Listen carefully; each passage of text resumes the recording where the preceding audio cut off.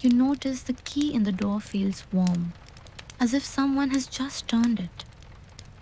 The apartment smells of linen and something older, honey perhaps, or the paper dust of many years. When you step inside and set down your bag, your coat still damp from the street, you see that there's a lamp already lit in the room ahead. Not the overhead light, but a small brass lamp on a table beside a window. You didn't turn it on. You stand for a moment, listening to the rain continue its soft percussion against the glass behind closed shutters, and you wonder if the previous visitor left it burning, or if this is simply how the apartment keeps itself ready for whoever arrives. The kitchen is small and exactly where you expected it to be. Somehow, you knew that already. Your hand moves toward the kettle before you fully thought about it, finding it on the stovetop. Cream-colored enamel with a darkened bottom, well loved and familiar, despite this being, as far as you can remember, your first time here. The tap water runs cold, then gradually warms, filling the kettle with a sound like distant applause. You realize as you listen that this sound too feels like something you've known for a long time. The stovetop ignites with a small blue flower of flame, and you adjust it to medium, then turn to survey the narrow kitchen. There's a teacup waiting on a shelf, handle facing out as if it was positioned just for you. It's painted with tiny blue flowers.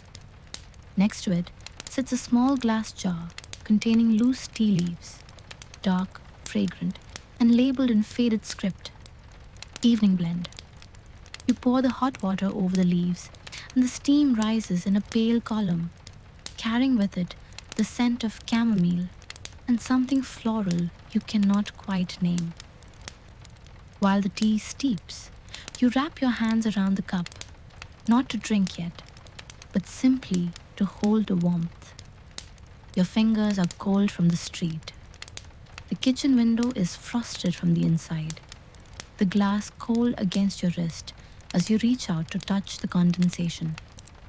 You can trace a line through it with your fingertip, creating a small clear path that looks out onto the wet slate rooftop of the building across the narrow street. Another rain-softened Paris evening, the kind where the city's edges blur and the whole world seems to be drawn in charcoal and shadow. The sitting room is small enough that you can move from kitchen to window in just a few steps. Your tea is ready now. The leaves have settled to the bottom of the cup, and the liquid is the color of antique amber. You carry it carefully, watching the slight sway of the tea that threatens to spill. The armchair facing the window is upholstered in worn velvet, deep blue, and when you sit, it seems to settle around you like it's been waiting for this exact moment. The cushion sighs beneath your weight. You notice that the armrests are smooth, from years of elbows resting there. And there's a small indentation in the headrest where someone's head has rested countless times. You could be that person now. The thought comes without urgency, just a gentle recognition. Outside, the rain continues to soften the hard edges of Paris. The rooftops are dark and glistening, and the few chimneys you can see from this angle point upward into a grey sky that has begun to settle into evening. There's very little traffic sound from the street below. Occasionally a car passes, its tires hissing on wet pavement, or a scooter emits a high, brief cry before fading away. But mostly there is the rain and the quiet that rain brings. You sip your tea.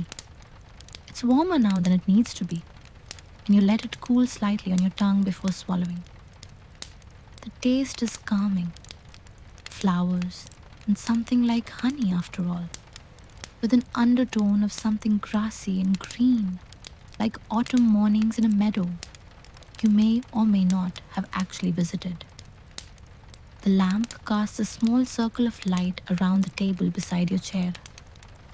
You notice for the first time that there are books stacked there, their spines worn. You don't try to read the titles. Something about this moment asks you not to reach too far, not to strain for more information. Instead, you let your gaze settle on the grain of the wooden table, the way the lamplight catches a tiny varnish imperfection, making it gleam like a small constellation. Your breathing has become slower without your having asked it to. The warmth of the teacup and the sound of rain create a pocket of calm around you, a bubble that separates this moment from the busyness of the street below, the city beyond, everything that waits outside the reaches of this small, amber lit room. You begin to notice the small things that make this place inhabited. There's a pale thread of hair on the shoulder of the chair that could belong to a cat. And you wonder if one lives here, if it's perhaps sleeping elsewhere in the apartment, waiting for the rain to stop before returning to its particular corner. There's a coffee cup on a shelf, turned upside down to dry, its interior rim visible and still bearing the faint marks of last night's coffee or tea. There's a notepad on the table, and though you don't read what's written there, you can see that someone has made notes in careful, small handwriting. The apartment has the feeling of a place that's been lived in gently, without haste. A place where people come to think, to rest, to watch the rain, and then move on, leaving the space ready for the next person who needs it. The sky outside has darkened another shade, and with it, your perception of the room has shifted. The darkness beyond the window makes the lamplight seem warmer, more concentrated, more real. You finish the last of your tea.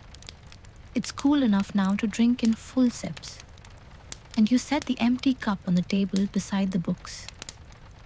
The cup makes a soft sound as it touches the wood, almost a question.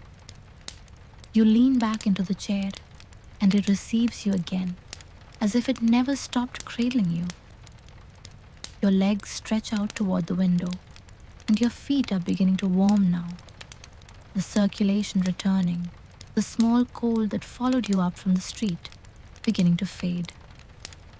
The radiator beneath the window ticks softly as the heat moves through it, a sound that has the rhythm of a patient heartbeat, regular and unhurried. Sleep is not something you're thinking about directly. Instead, you're aware of a deep quietness that's entered your body, something that came gradually as you sat, as you drank, as you watched the rain soften the rooftops. Your eyelids have become heavy without feeling tired. There's a blanket draped over the back of the chair, and you pull it down slowly, unfolding it across your lap and legs. It smells like rain and something that might be lavender, or just the scent of a fabric that's been stored in a quiet place for a long time. The weight of it is comforting without being burdensome. You tuck it around your shoulders, and for a moment, you're aware of how safe you feel in this small pocket of warmth and light. The apartment has settled into its evening rhythm around you. You're aware of the house sounds now, the subtle groan of wood as the building cools, the whisper of wind through a gap you can't identify, the rain continuing its soft insistence on the windows and the roof beyond. These sounds are not intrusive. They're part of a conversation the building is having with itself and the weather. A conversation you're allowed to listen to from the margin. The lamp continues to cast its small circle of light. The streets of Paris continue beyond the shuttered windows. Someone may have left the lamp lit for you, or it may have simply been waiting. The distinction doesn't matter anymore. Your hands rest on the blanket now, and you notice how soft it is, how your fingers seem to sink slightly into its woven surface. You could count the threads if you wanted to. You could trace the pattern if there was enough light and if you had the desire to reach. But you don't. Instead, you let your gaze drift from the window to the table, from the table to the lamp, and then back out to the window again. A slow triangle of attention that feels like the beginning of a meditation. The rain sounds different now that you've stopped thinking about it. More like white noise, like the sound of the entire city breathing together, the exhale of millions of people and buildings and streets, all releasing the day. The evening deepens. You're aware that the sky has become almost black now, beyond the window, visible only in the faint reflections of the lamplight against the glass. The rain has become quieter too, or perhaps you've become more attuned to quietness, so that what before seemed like steady rain now reveals itself to be moments of patter, interrupted by moments of near silence, a rhythm rather than a constant. Your breathing has matched this rhythm somehow, or perhaps the rhythm has matched your breathing. The distinction feels unimportant. Time has become something different in this room, looser and more flexible. You're not sure if you've been sitting here for 20 minutes or an hour, and this uncertainty brings with it a kind of relief. The clock exists somewhere. Clocks always do. But it has no purchase here. You allow yourself to close your eyes for a moment, just for a moment. The darkness behind your eyelids is warm and complete. You can still hear the rain and the breathing of the building and the distant sound of Paris continuing beyond these walls. But with your eyes closed, you're more aware of the sensations of the chair beneath you, the blanket around you, the smooth wood of the armrest beneath your palm.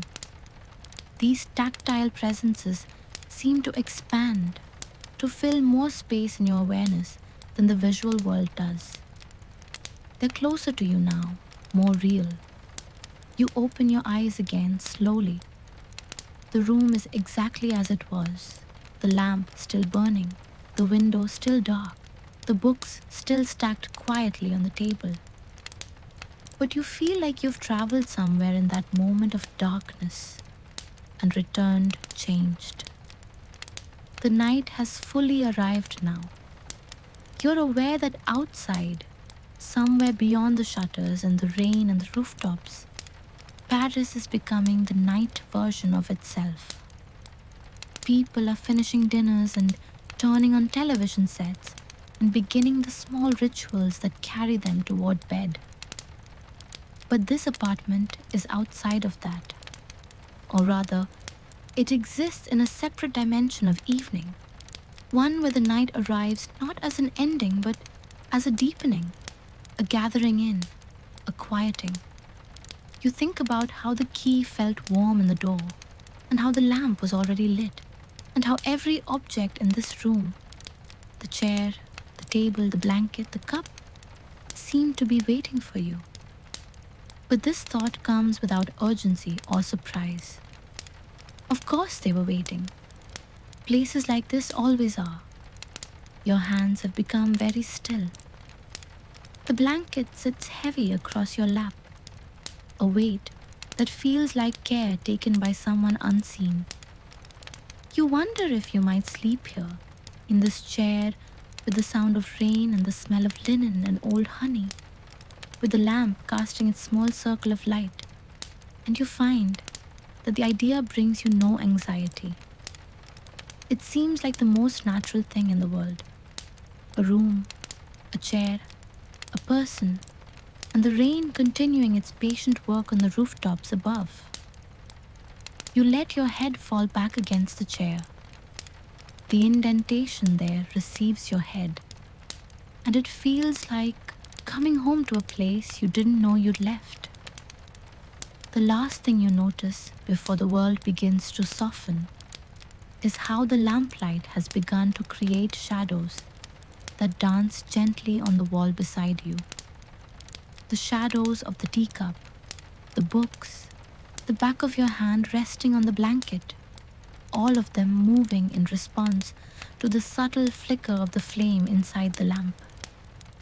You watch them for a time, or perhaps for no time at all, and gradually they lose their definition, becoming less like shadows and more like the memory of shadows, less like something you're watching and more like something you're dreaming. The rain continues. The building continues its quiet conversation with the night. The apartment settles deeper into its waiting, patient for whatever dream might come, for however long you might stay, for the slow and gentle descent into sleep that's already begun, that will finish its work without your having to do anything at all except to be here, in this chair, in this room, while the Paris night gathers around you like a blanket someone wove a long time ago and left waiting for exactly this moment, for exactly you.